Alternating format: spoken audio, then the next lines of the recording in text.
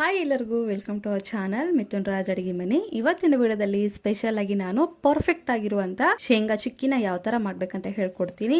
ನೋಡಿದ್ರ ಎಷ್ಟು ಪಳ್ಳಂತ ಮುರಿತವೆ, ತುಂಬಾ ಈಸಿಯಾಗಿ ಮಾಡ್ಕೋಬಹುದು. ಬಹಳ ದಿನ ಇಟ್ಟರೆ ಮೆತ್ತಗಾಗ್ತವೆ, ಮತ್ತೆ ಬಾಯಿಗೆ ತಿನ್ನುವಾಗ ಅಂಟ್ಕೊಳ್ಳುತ್ತೆ ಅನ್ನೋ ಟೆನ್ಷನ್ ಇರೋದಿಲ್ಲ.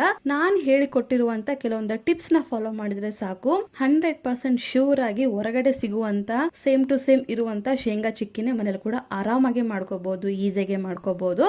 ತಡ ಮಾಡದೆ ವಿಡಿಯೋ ಸ್ಟಾರ್ಟ್ ಮಾಡೋಣ. ಮೊದಲನೇ ಬಾರಿ ನನ್ನ ಚಾನಲ್ ನ ನೋಡ್ತಾ ಇದ್ರೆ ಪ್ಲೀಸ್ ಎಲ್ಲರೂ ದಯವಿಟ್ಟು ಸಬ್ಸ್ಕ್ರೈಬ್ ಮಾಡ್ಕೊಳ್ಳಿ. ಮೊದಲನೇದಾಗಿ ನಾನು ಬೆಲ್ಲನ ಸಣ್ಣ ಸಣ್ಣದಾಗಿ ಕಟ್ ಮಾಡ್ಕೊಂತಾ ಇದ್ದೀನಿ. ಈ ತರ ಮಾಡ್ಕೊಳೋದ್ರಿಂದ ಮೆಜರ್ಮೆಂಟ್ ಕರೆಕ್ಟ್ ಆಗಿ ಬರುತ್ತೆ. ಗ್ಯಾಸ್ ಹಚ್ಬಿಟ್ಟು ದಪ್ಪ ಆಗಿರುವಂತ ಯಾವ್ದಾದ್ರು ಒಂದು ಕಡಾಯಿ ಅಥವಾ ಪಾತ್ರೆ ಇಡ್ತಾ ಇದ್ದೀನಿ. ಪಾತ್ರೆ ಬಿಸಿ ಆದ್ಮೇಲೆ 2 ಕಪ್ ಅಷ್ಟು ನಾನು ಶೇಂಗಾ ಬೀಜನ ಹಾಕ್ತಾ ಇದ್ದೀನಿ. ನೆನಪಿರ್ಲಿ, ಸಣ್ಣ ಊರಿನಲ್ಲೇ ಹುರ್ಕೋಬೇಕು, ಸಿಪ್ಪೆ ಬಿಡೋವರೆಗೂ ಸಣ್ಣ ಊರಿನಲ್ಲೇ ಹುರ್ಕೋಬೇಕಾಗುತ್ತೆ. ನಾವು ನೆನಪಿರ್ಲಿ, ದಪ್ಪ ಕಡಾಯಿ ಇಟ್ರೆ ಚೆನ್ನಾಗಿರುತ್ತೆ. ಈ ಒಂದು ರೆಸಿಪಿ ಮಾಡೋಕೆ ಈ ತರ ಆಗ್ಬೇಕು. ಕೈಯಿಂದ ಈ ರೀತಿ ಮುಟ್ಟಿದ್ರೆ ಸಾಕು, ಸಿಪ್ಪೆ ತನ್ನಷ್ಟಕ್ಕೆ ತಾನೇ ಬಿಟ್ಬಿಡ್ಬೇಕು. ನೆನಪಿರ್ಲಿ, ಸಣ್ಣ ಊರಿನಲ್ಲೇ ಹುರಿಬೇಕು. ನೀವು ಹೈ ಫ್ಲೇಮ್ ಇಟ್ಕೊಂಡು ಹುರಿದ್ರೆ ಏನಾಗುತ್ತೆ ಅಂದ್ರೆ ಮೇಲ್ಗಡೆ ಎಲ್ಲ ಬೇಗ ಬಣ್ಣ ಬಂದ್ಬಿಟ್ಟು ಒಳಗಡೆ ಸರಿಯಾಗಿ ಬೇಯೋದಿಲ್ಲ. ಅದಕ್ಕೋಸ್ಕರ ಶೇಂಗಾ ಬೀಜ ತಣ್ಣಗಾದ್ಮೇಲೆ ಈ ತರ ಯಾವ್ದಾದ್ರು ಲತ್ತಿಣಿಕೆಯಿಂದ ಈ ರೀತಿ ಮಾಡ್ಕೊಂಡ್ರೆ ಬೇಗನೆ ಸಿಪ್ಪೆ ತೆಗಿಬಹುದು. ಎಲ್ಲವನ್ನು ಸಿಪ್ಪೆ ತೆಗ್ಬಿಟ್ಟು ಈ ರೀತಿ 2 ಹೋಲ್ ಮಾಡ್ಕೊಂಡು ರೆಡಿ ಮಾಡ್ಕೊಂಡು ಇಟ್ಕೊಂಡಿದೀನಿ. ನೆಕ್ಸ್ಟ್ ಯಾವ ಕಪ್ಪಲ್ಲಿ ನಾನು ಶೇಂಗಾ ಬೀಜ ತಗೊಂಡಿದ್ದೀನೋ ಅದೇ ಕಪ್ಪಲ್ಲಿ 1/4 ಕಪ್ ಅಷ್ಟು ನಾನು ತುರಿದಿರುವಂತ ಬೆಲ್ಲನ ತಗೊಂಡಿದ್ದೀನಿ. ಇದು ಕೂಡ ಅಷ್ಟೇ ಲೋ ಟು ಮೀಡಿಯಂ ಫ್ಲೇಮ್ ಗೆ ಅಡ್ಜಸ್ಟ್ ಮಾಡ್ಕೊಂತ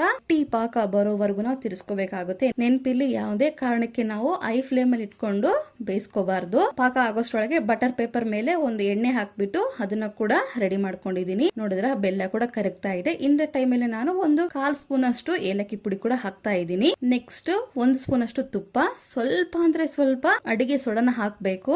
ಹಾಕಿದ್ಮೇಲೆ ಈ ತರ ನೊರೆ ಬರುತ್ತೆ, ನೋ ಪ್ರಾಬ್ಲಮ್, ಏನೂ ಆಗೋದಿಲ್ಲ. ತಿರುಗಿಸ್ತಾನೆ ಇರಿ. ಚೆಕ್ ಮಾಡಿದ್ಮೇಲೆ ಗಟ್ಟಿ ಪಾಕ ಬರಬೇಕು, ಪಳ್ಳಂತ ಮುರಿಬೇಕು, ಅಲ್ಲಿವರೆಗೂ ಮಾಡ್ಕೊಂತಾನೆ ಹೋಗ್ಬೇಕು. ನಿಮ್ಗೆ ಅಷ್ಟು ಗೊತ್ತಾಗಿಲ್ಲ ಅಂತಂದ್ರೆ ಚಾಕ್ಲೇಟ್ ಕಲರ್ ಬರೋವರೆಗೂ ತಿರುಗಿಸ್ತಾನೆ ಇರ್ಬೇಕು. ಒನ್ಸ್ ಆಗಿದ್ಮೇಲೆ ಈ ತರ ಶೇಂಗಾನ ಹಾಕ್ಬಿಟ್ಟು ನೀಟಾಗಿ ಕಲಸಿ ಆಲ್ರೆಡಿ ರೆಡಿ ಮಾಡ್ಕೊಂಡಿರುವಂತ ಬಟರ್ ಪೇಪರ್ ಇದೆ ಅಲ್ವಾ, ಅದ್ರ ಮೇಲೆ ಹಾಕ್ಬಿಟ್ಟು ಸ್ವಲ್ಪ ಬಿಸಿ ಇರುವಾಗ್ಲೇನೆ ಲತ್ತಣಿಕೆಗೆ ಸ್ವಲ್ಪ ಎಣ್ಣೆ ಹಚ್ಕೊಂಡು ಅಥವಾ ತುಪ್ಪ ಈ ರೀತಿ ಈವನ್ ಆಗಿ ಮಾಡ್ಕೊಂತ ಹೋಗ್ಬೇಕು.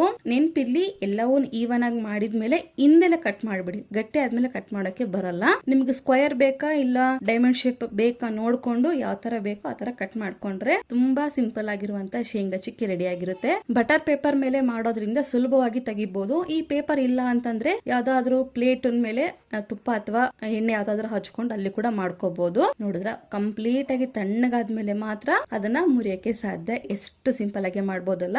ನಾನು ಹೇಳಿರುವಂತ ಕೆಲವೊಂದು ಟಿಪ್ಸ್ ನ ಫಾಲೋ ಮಾಡಿ 100% ಪರ್ಫೆಕ್ಟ್ ಆಗಿ ಬರುತ್ತೆ. ಈ ವಿಡಿಯೋ ಇಷ್ಟ ಆದ್ರೆ ಒಂದು ಲೈಕ್, ಶೇರ್ ಅಂಡ್ ಸಬ್ಸ್ಕ್ರೈಬ್ ಮಾಡ್ಕೋದನ್ನ ಮಾತ್ರ ಮರಿಬೇಡಿ.